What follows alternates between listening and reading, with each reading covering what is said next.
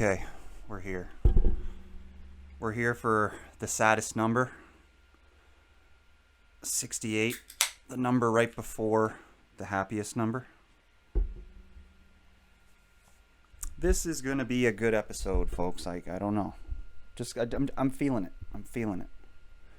I want to welcome you back to the Canadian Talk podcast. This is a show where we talk about stuff.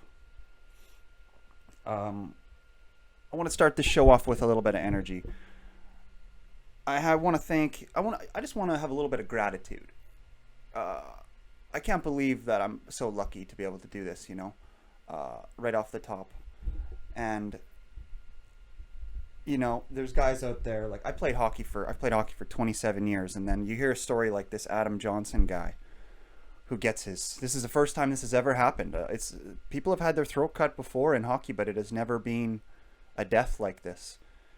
It's a hard video to watch, I managed to be lucky enough that that's never happened to me. It's really sad to see, though, so my heart goes out to that family, anybody who knows that person. So Adam Johnson, rest in peace.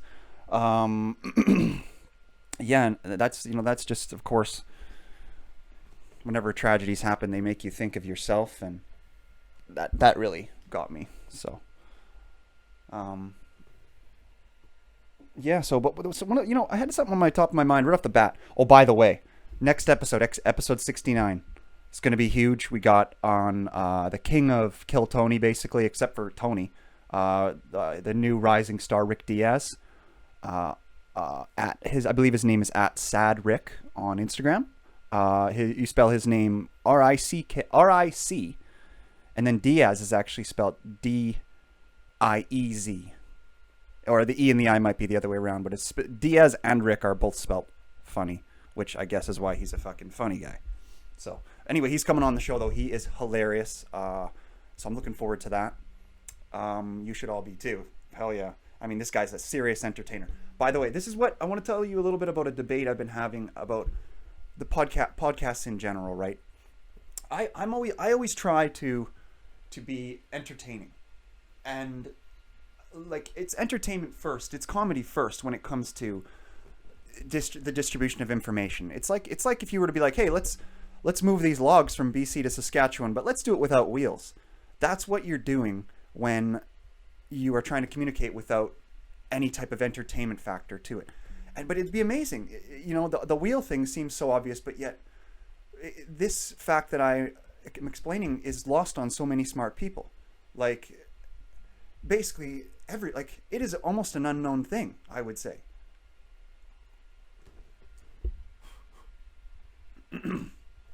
So, I thought that was an interesting topic of conversation because, and if you have any comments on that, the greater philosophy is on that. Feel free to drop it in one of the many comment sections on one of the many platforms.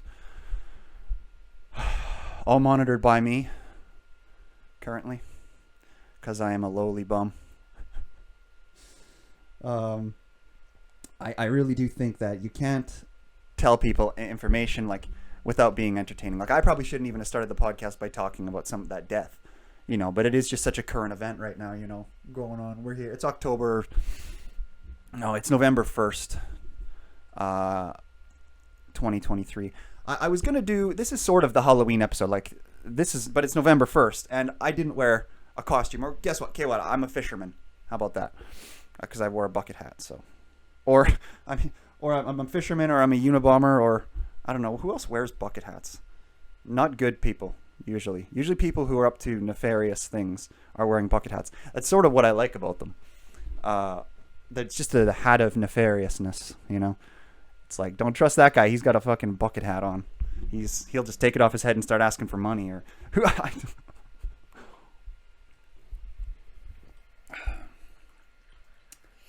Thank you to Great Western for being the best beer in Saskatchewan to charge this Saskatchewan podcast through the years. Yeah, we've been going for 4 years now, folks, this podcast. It's really amazing the amount of things that we've covered and how much things have changed since we've been going.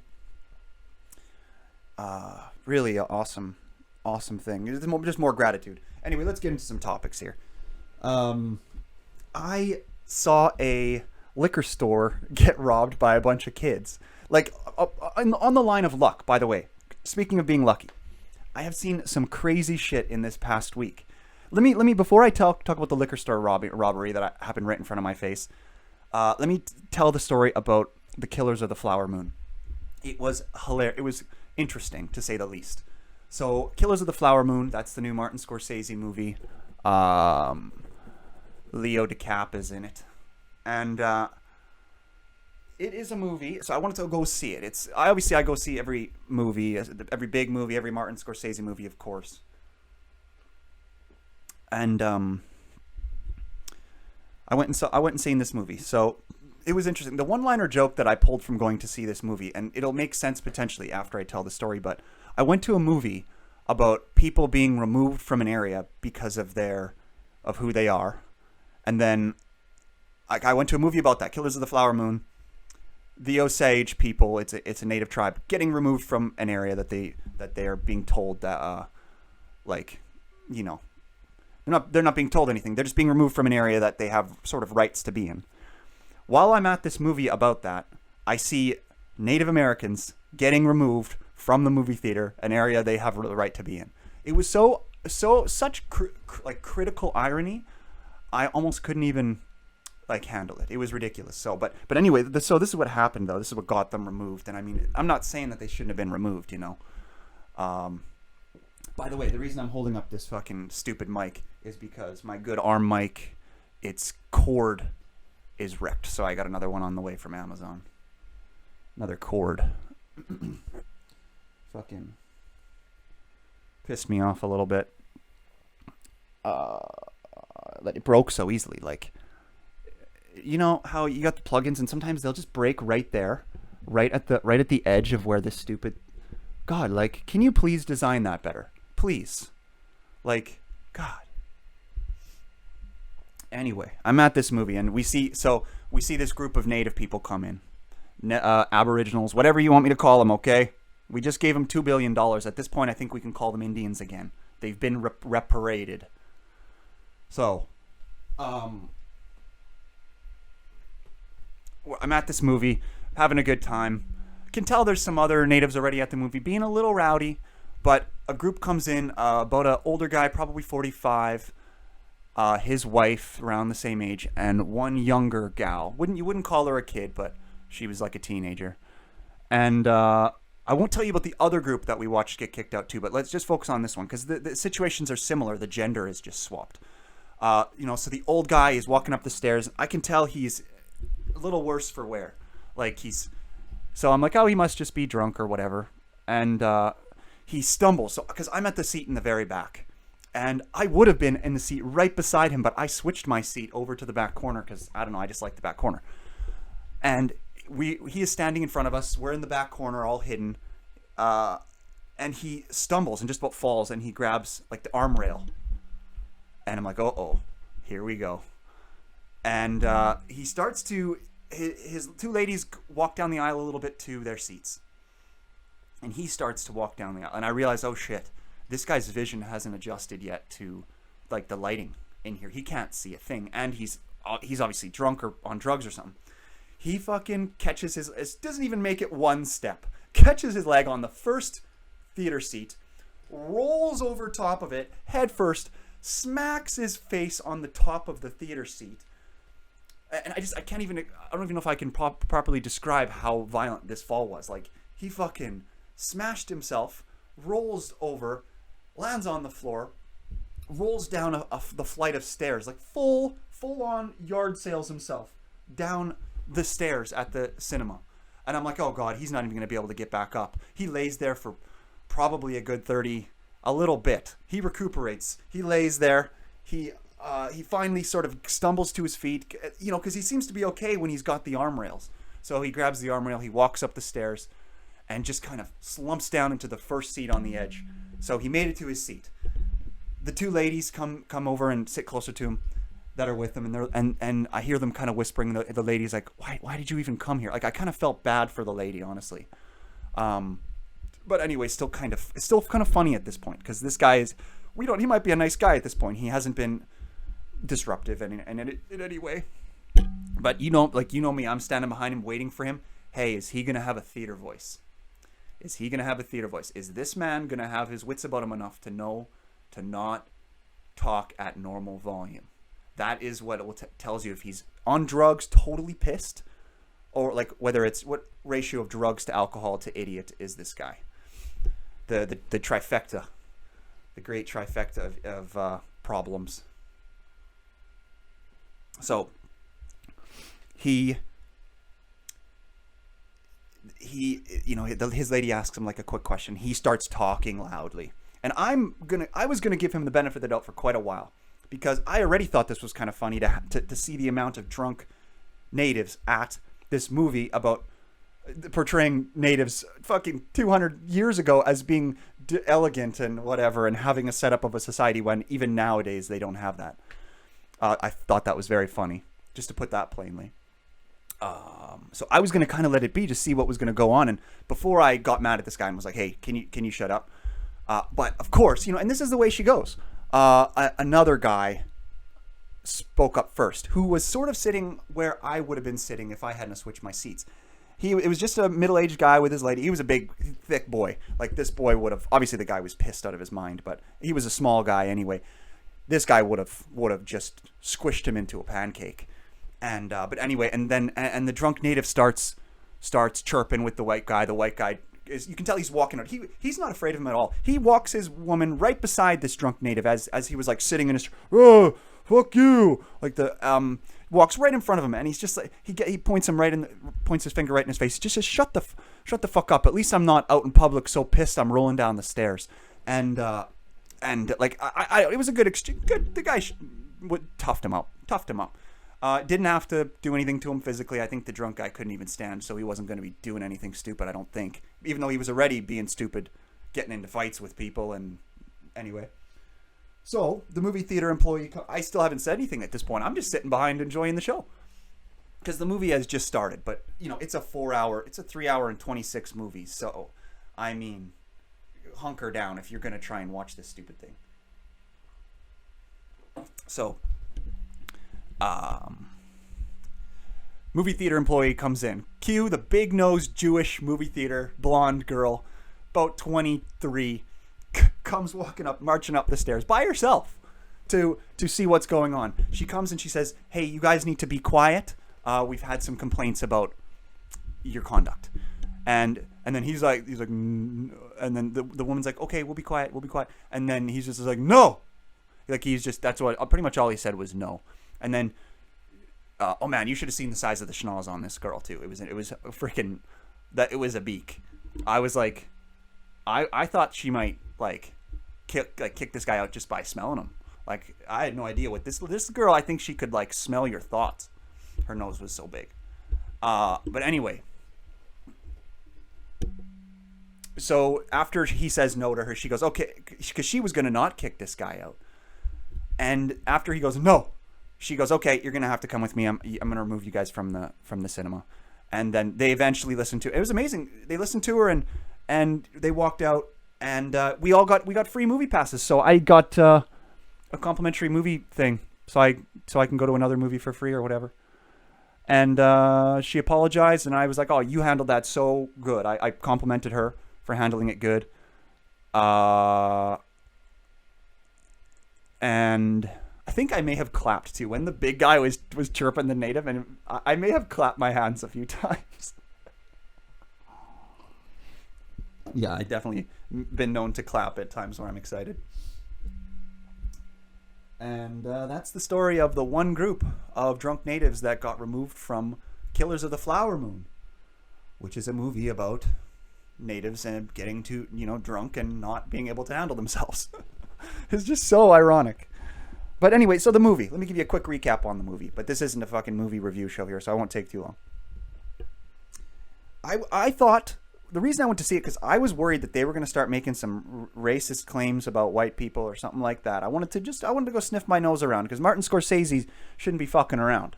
And, I've been seeing him online, like, doing TikTok dances with, like, his granddaughters and stuff, and he never used to do that kind of shit. So I'm like, this guy's starting a repair campaign on his reputation. You know, he's getting ahead of things. This movie must be bad. But the reality is he did it smart. I may have just sucked in hair out of the microphone. How did that hair came out of my mouth? Oh, sorry, folks, if that was noisy. I might have to edit that rubbing of the mic out here. So I thought it was going to be bad. Like, you know, claims about all the whites are bad and they're all killing people and their societies aren't civilized and that kind of a thing. And it was sort of like that, but not so bad. It was more so just and this is where Scorsese can get away with it because he's so smart. Because if you're going to just make and this is how a movie works. A movie is an anecdotal tale, okay? But he didn't stick to any grand claims. He stuck to one story. Hey, this family, this Heil family, Ernest and his dad William, they were murderers. They did this, that, and the other. So it was just a story of some serial killers at the end of the day. It wasn't necessarily, even though there was racial connotations, it wasn't necessarily it wasn't fucking white men can't jump.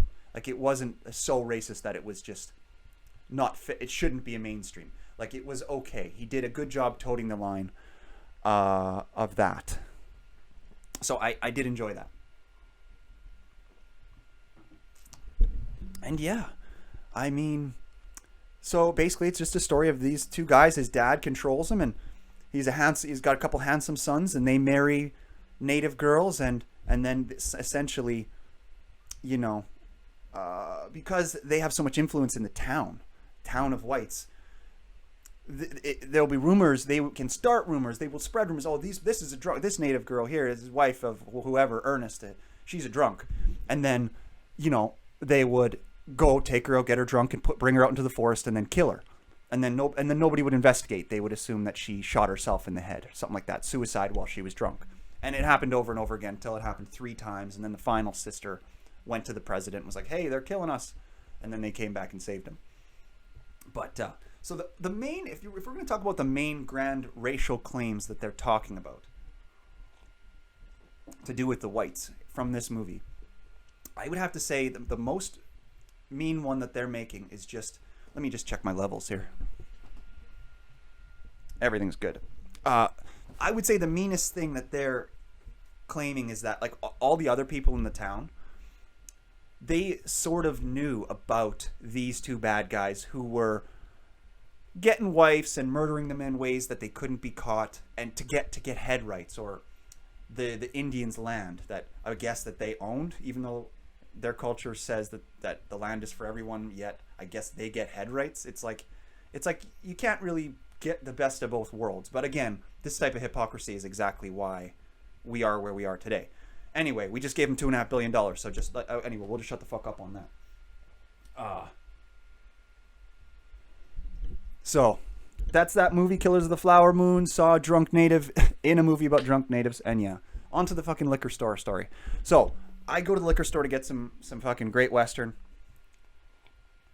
lager. Their new one, my favorite beer. Excuse me, sorry, burp mic here.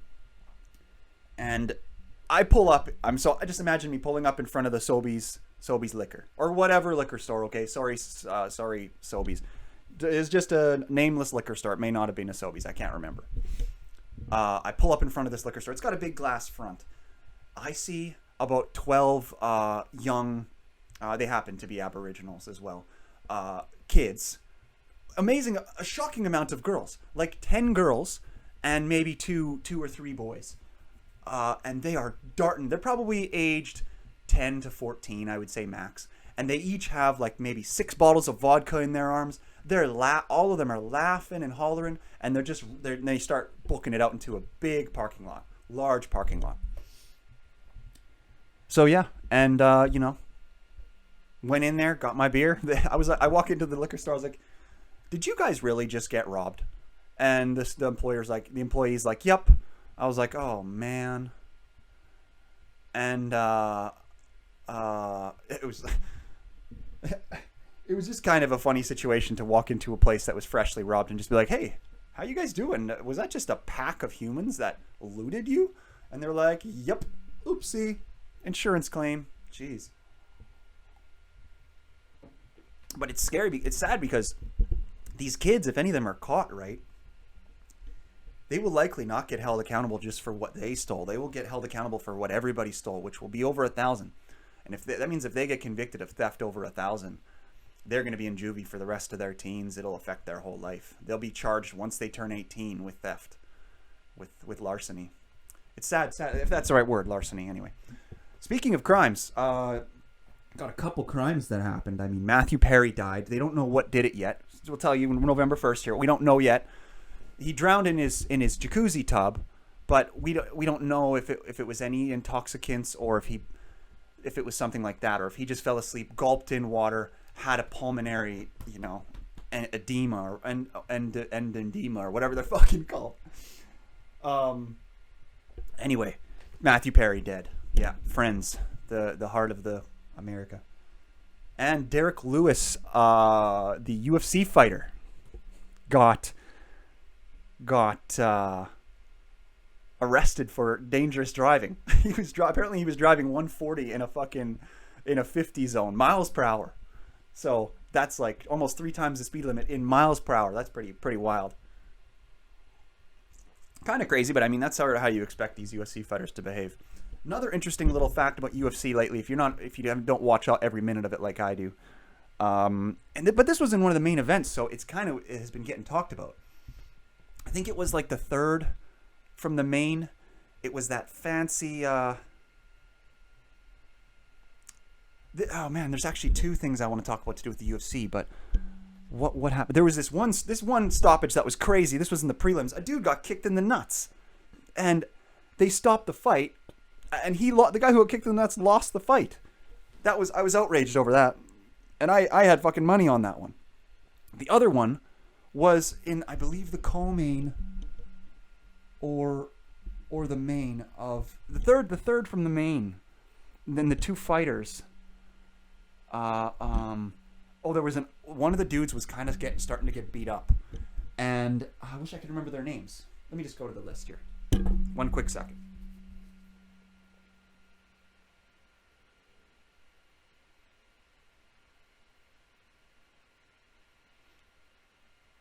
Yes, Johnny Walker versus Magomed Ankalaev. Ankalaev was, let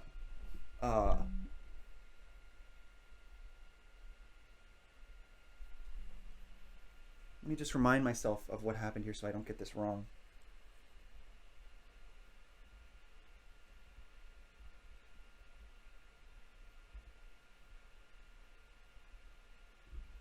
Yes, Johnny Walker, I believe. Magomed Ankalaev was dominating the fight. Okay, he would have won, and I had a good amount of money. I had $200 on Ankalaev, and 2 rounds in, might have been first round, 2 minutes in. I'm telling you, Ankalaev is already dominating. He accidentally does an illegal strike that hit pretty good. It hit him pretty good, but Johnny Walker didn't. But Johnny Walker, his opponent, knew he was sort of getting beat, so he was like pretending that he was, even though the video replay, like they were already probably going to stop the fight and give him the victory because of the illegal strike, but instead they didn't give him the victory. They called it a no contest, and so it's a tie basically. And I think they're going to do a redo, but. Really crazy, man, that Johnny Walker got out of that one without a loss because he was getting crushed and just he was playing games, okay? There's these games that you can play with at his weight class, at his size, in certain positions where you put your knee down and then the fighter can't hit you. So what happens is as soon as he senses that the fighter might throw a knee, he puts his knee down like that. So that if he throws that knee, Ankalaev, boom, illegal strike, stoppage, he can catch his breath. It's just cheap shit. And even the announcers, while we were watching, were saying this. So everybody knows that Johnny Walker was playing bullshit games. That's why they didn't give him the win, in my opinion. So anyway, I thought that was interesting. That happened in the last UFC. And yes, when that happens too, by the way, on a no contest, you get your money back. I did not fully understand this because I've had no contest before. On a draw, I believe you get your money back. And I did in these because there was 2 different no contests on this card. Well, what a crazy card though. Usman, Chimaev, fucking Makachev, Ankalaev, Aliskerov, Nurmagomedov. The main card of the Russians are literally the top 5 Russian fighters in the world. My top favorite fighters. Fucking insane. That was such a fun card. But yeah, and then the weekend after that, they didn't have any UFC, so that was kind of lame. Anyway, enough about sports. Let's get back to the list here. Let's get back to some abstract topics. Shouldn't we, eh? Yeah, but that liquor store just got fucking heisted, and I was just like, hey guys, I'm not gonna run over there with 14 kids, 12 kids, and just like grab one of them. I'm not gonna do that. So you expected me to stop that? I'm not fucking. I mean, I don't know. You know, until you're in the situation, you never really are sure how you're gonna react. Like, there's some situations where I know I would react and I would help. But when they get dropped on you like that, and you really are in shock a little bit, because it was a group of people, so you don't just run up to it felt like what being invaded must have felt like back in the day. Imagine getting like your town invaded. Fuck, that'd be crazy. Oh, that would be fucking crazy, man. Jeez. You know what I was thinking about? This is an interesting thing I've been thinking about. That, like, obviously, if you've listened to any other episodes at length, you know I talk about this a lot, about basically employment being sort of like slavery now. You know, which, I mean, please construct an argument to show me that it isn't. Because you have the right to leave? Because you get money? Neither of those things qualify. With the way the economy is now, and what $1 gets you now versus what $1 got you back in North American slavery. By the way, we're talking about North American slavery here. Whites on blacks or whatever. Because North American slavery still goes on like crazy. Sorry, I guess the Americas, I should be saying, because it's the slavery that happens right now in the Americas is mostly in South America. If you aren't aware of it, now you are. I know a person whose parents live in South America. Their parents have helpers that are unpaid. They are slaves. Okay? They're servants. They're slaves. It still exists today. So anyway, to do with, I was talking, you know, how employment is like slavery. It's fucking crazy though. And that would sort of make like managers, because what's crazy is that the company owners, they're always fucking clean their hands. They're all white gloves, looking all fine. They're never around. That's not a real slave owner. You know, it's almost like what tricks people. But if you wanted to try to like characterize today who would be like what you would envision as like the nasty plantation owner in North American slavery for cotton or whatever, really it would be the managers. Managers of stores or managers of situations with human beings that it involves employment. They really are fucking slave drivers, man. The worst people you've ever met are managers. Sorry to all the managers out there, but guess what? You are an asshole. You're an asshole. Congratulations on your money. I'm sure you can go home and have a nice bath in your nice tub, you know, but you're a fucking asshole. Probably. Anyway, maybe not, but probably. So, that's that. Managers are slave owners, or slave drivers anyway. That joke I'm going to save for the podcast with Rick Diaz, this next thing on my list here. It's this funny premise about how I wish, like, why don't I have 4 arms? It kind of pisses me off that, like, I don't have another little set of arms down here.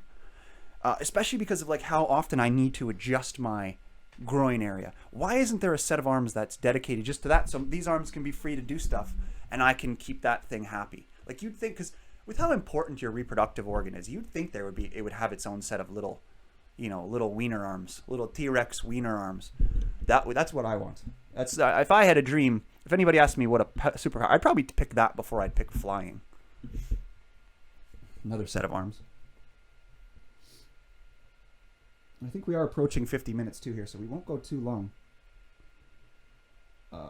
I've got a funny idea for a skit and a funny idea for a commercial. Everything's still working. Yeah, we're at about 40 minutes, so we've got an episode here. Oh, I just figured I wanted to do a happy Halloween to everybody. And I just wanted to do an episode to release here on Halloween because it is a Wednesday, which means I should actually fucking release some episodes. I'll remind everybody that we have a Patreon now. We have 2 extra episodes up on there. But I haven't been doing any new ones because we currently don't have any patrons. We haven't had anybody sign up for the $5 a month Patreon yet. But if you want to be the first, I'll happily send you a free T-shirt or a bench or one of the carpentry things I make. I don't know, whatever you want. If you're the first one on there, I'll be emailing you and figuring out what you want, and I'll send it to you. So it makes the $5 investment pretty good. I just need to get some numbers on there, and yeah, like get it up to like 20. Just like that, it'd be nice to have 20 people. What I'm proud about is my subscriber count on YouTube now. I'm over 100, and just this year I was at 30 something. And so it's amazing. I've tripled in size on YouTube just this year. But most of it came from a poker video and a Trump video that I posted on my channel. But whatever, subscribers are subscribers, I guess. Yeah. So, some crazy stuff has been going on in politics also. Actually, what else we got here? Just these are some here. We got like machine gun time, because you know how I always do like some machine gun topics. I have a few set up here, that things I just found in my, because I haven't done a pod here for 2 weeks, so I've got lots of topics here that are crushing. I'm just basically practicing all these topics in front of you folks for Rick Diaz tomorrow, or in 2 days time. Very, very excited. Thank you, Rick Diaz, if you're watching this right now. Thank you for giving us your time here. We're gonna have a fucking good time, dude. We're gonna talk about how you've been doing on Kill Tony and stuff like that. I'm not gonna give away all my topics yet. You're probably researching. You're a smart guy, or you might be too busy. Anyway, sorry, I shouldn't be talking to an individual while doing the podcast to theoretically a lot of people. Let's read a couple of these dad jokes. Let's see if there's any good ones.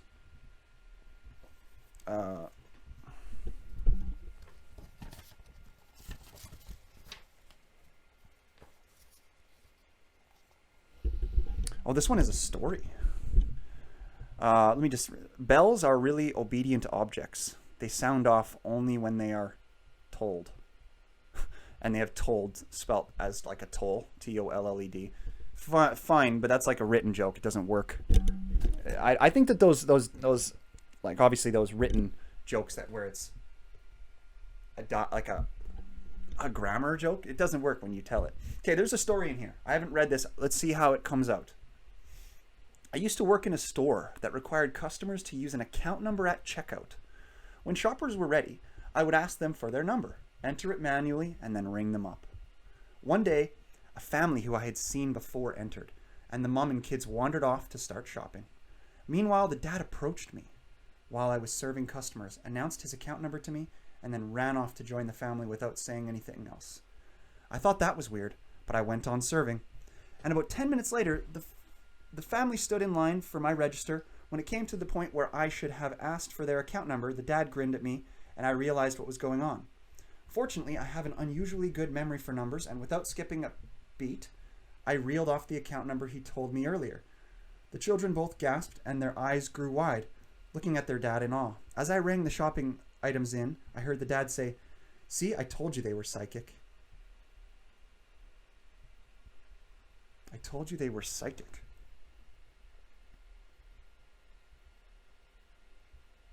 So he's just tricking his kid into thinking somebody's psychic.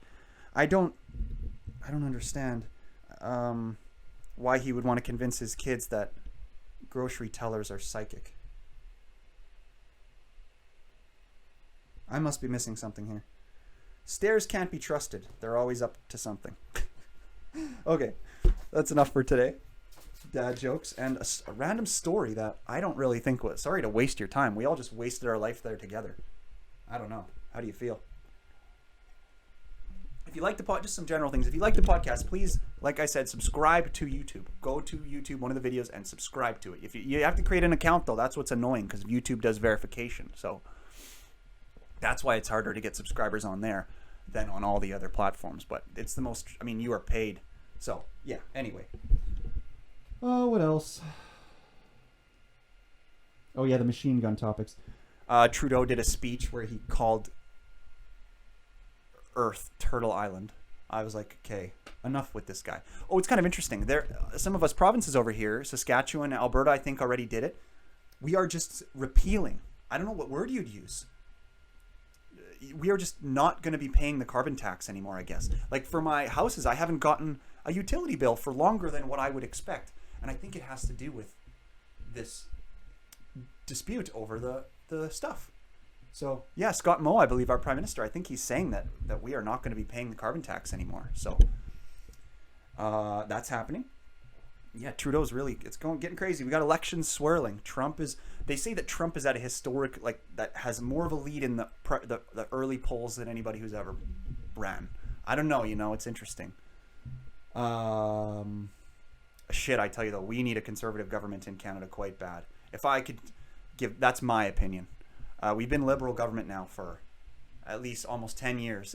So that's an obvious reason why we need a conservative government. But just in terms of what's going on, it's all good though. I'm loving all the immigration. It's sending our house prices off the charts. It's amazing. It's awesome. It's an amazing, successful country. So I have no issue whether it's liberal or conservative, but there are various things like the way COVID was handled and on and on and on, where I can go on, where we need enough with I think we need some conservatives. So anyway, what do we got here? I was watching Kill Tony, which I watch all the time, along with many other podcasts. It is a comedy show. I've also been getting into the Adam Friedland show a lot. Very funny. So check that out. Adam Friedland. And on Kill Tony, there was another freaking... it was funny. Honestly, I'm not going to lie. I found it funny. But like, a white girl, maybe 20, she goes up on Kill Tony, drops an N-bomb on stage. It shocked me. And this isn't to make a statement about the show. It's not, because the show gets these people up there. It's not their fault that a person says something wild like that. They don't condone it. After she did it, they were like, hey, you're crazy, get off the stage. They didn't push her off the stage, but they wanted to figure out what's going on with this crazy chick. And they sure did that. So episode 630. So if you go watch that episode, check it out. You're gonna see a funny white chick on. That's a good episode to watch. Also, I guess I wanted to promote while I can. I've said that Rick is coming on the pod. He is going to be. There's an arena show. I think it's sold out, but you'll be able to watch it probably on some sort of a live stream. It's going to be the biggest Kill Tony ever, where they are having a show off. This is the crazy part about how he's coming on the show. One of the main regulars, who's been a regular for years with Kill Tony, Hans Kim, is going to be having a face-off against Rick Diaz to see whose minute is better. And they're going to judge it, and then whoever wins, the loser is going to be not allowed on Kill Tony anymore. It's probably, it's just a sales gimmick. Wait, I shouldn't say that. It's not a sales gimmick. It's real. But it's going to be very interesting. And this show is happening on, I believe, December 30th and 31st, or maybe just December 31st. So go get your tickets if it's not sold out, or maybe watch, follow Kill Tony and stuff, and watch their social medias for probably a link to a live stream to the show. It'll cost still $20-$25 to watch it. But, I'll bet you'll be able to watch it on New Year's Eve. So, yeah, there's that. Adesanya got a DUI, and then he lost to fucking that white dude, Strickland. More UFC shit. Crazy. But I made money on it. I bet, I think it was $50 on Strickland, but it was a 6-1 bet, so I made $300, $400 on it. It was sweet. Bedard has 4 goals now in the NHL, but he got his first shootout, and man, he botched it pretty bad. He fucked up, and then he tried to bring it back through his legs and finish, which would have been an illegal move on a shootout anyway. At the speed, at how he was doing it, the puck would have been backwards motion after he lost control. It wouldn't have counted, even if his little through the legs move would have worked, but he fell right on his butt as he was trying it. But he's doing pretty good in the NHL. Funny little thing in Canada. So that Nazi salute happened, which of course I talked about last episode. Fucking next day, Pierre, and it's like, oh, that's good for the Conservatives. Here we go, Pierre. And then the next day, Pierre accidentally in the House of Commons says the N-word. The N-word. I was like, what the fuck, man? And it wasn't even in a situation where he where it was a really easy word where he could accidentally mess it up, like he was saying Niger, the place or whatever. He was saying some Indian dude's name, and just full on, you go watch the clip of it if you haven't seen it. It's pretty, he enunciates it in a way that's what? Whoa. So anyway, Pierre's my boy.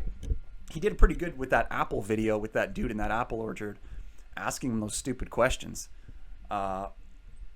really, really annoying. I know dudes, liberal dudes like that who talk like that, where they're like, I'm not going to give you a full recount of what I hate so much about this liberal interviewer, okay? Because we're at almost an episode here anyway. I don't want to end. Maybe I'll end with some outrage. But yeah, that was a funny thing. Just a funny thing how the liberals give us some fucking chances and then we just ruin it. The conservatives just ruin it. But anyway, that interview in the apple orchard. Yeah, why I hate that dude who was interviewing. When you go watch the clip. Now, this is before, or if this is before you go and then go watch it. Why I hate dudes who talk like him. And I'll give you an example. So like the way he's talking, right? He'll go, so Pierre, you've been, we know you push a populist agenda. And Pierre goes, what does that mean? And he essentially, and then he keeps talking. He doesn't even answer Pierre. He doesn't give Pierre any mind. He keeps talking slowly, and he pauses and he goes. And actually, that's the first question. He does respond to that first question, but as he goes on, Pierre asks him more questions. He just does not respond to. That's not a way a conversation works, Mr. Interviewer. But his response to what is that, a populist leader or whatever, and his response was, playing into people's emotions, I would guess. That's the way, bro. What do you mean you would guess? You are talking to probably the future prime minister. Like, don't guess. If you just accused him of using populist methods of persuasion of the public or whatever, how about define it and then give him an example of why that he's doing that? You can't just leverage claims as you're asking him nonchalant questions. I shouldn't say leverage claims. Leverage critiques and almost calling names while you're asking the dude questions. You can't do that. And anyway, Pierre goes on to slaughter him pretty good. But that slow way of talking where it's just slow and what would happen, right, is because Pierre would interject as he was asking him this loaded line of questions. And every time Pierre interjected, not only would he not answer Pierre's question, he would circle back and re-say the claim that upset Pierre, like saying that he's pulling a card from Trump's book or saying that he's a populist leader.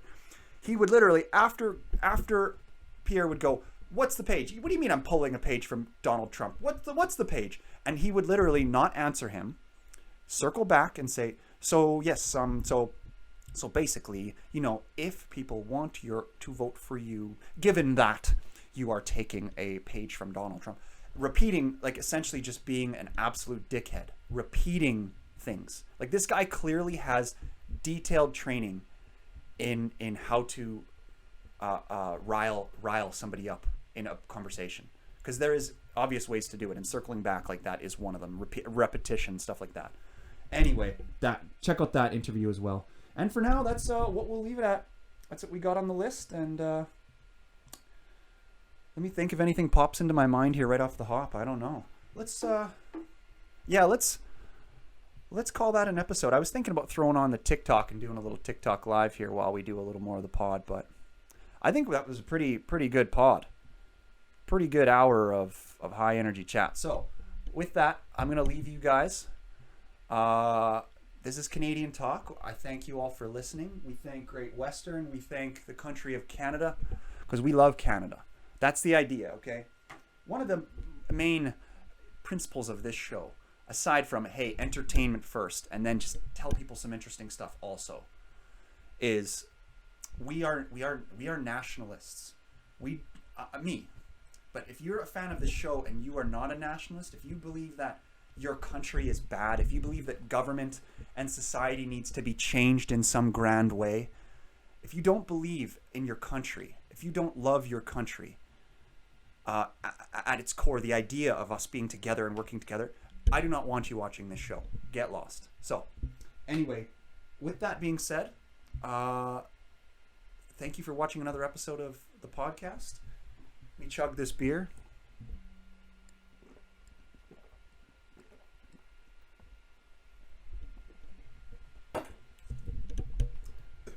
That's episode 68 of Canadian Talk. Out.